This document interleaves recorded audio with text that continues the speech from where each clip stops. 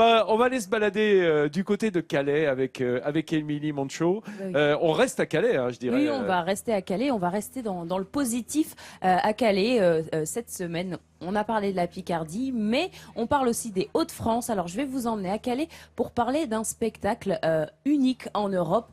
C'était en juin dernier. Alors la troupe de la Machine est venue déambuler pendant 4 jours dans les rues de Calais avec un dragon géant et une araignée géante. C'était impressionnant, regardez. Il y a des jours comme ça où l'inattendu est au coin de la rue. Ce matin, les Calaisiens se sont réveillés avec une araignée géante suspendue en haut du beffroi. Tandis qu'au Chanel, Longma, le cheval dragon, s'éveillait en douceur devant des milliers de personnes émerveillées. C'est magnifique, c'est superbe, c'est géant. C'est vraiment génial parce que franchement on n'en verra pas d'autres dans notre vie. Calais c'est pas une super grande ville et pourtant on a un truc qui fait le tour du monde comme ça, des belles machines comme ça. C'est vraiment incroyable. C'est vraiment une prouesse technique. L'esthétique est là malgré le problème technique. Donc c'est vraiment une prouesse. Longma, c'est 44 tonnes de bois, de cuir et d'acier.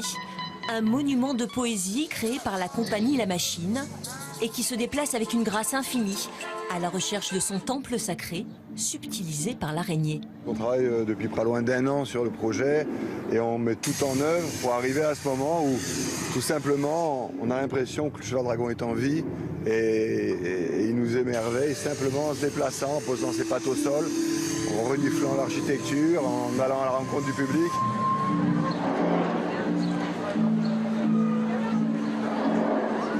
L'émotion, elle est à la fois sur ce que produit pour moi-même cette machine.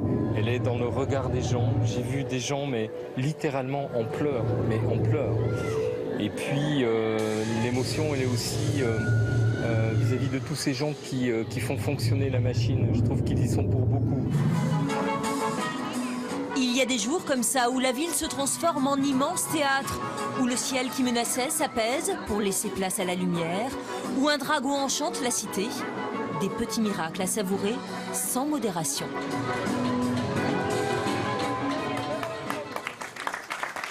Oui, donc il y avait des milliers de personnes, des dizaines de milliers de personnes dans les rues de Calais.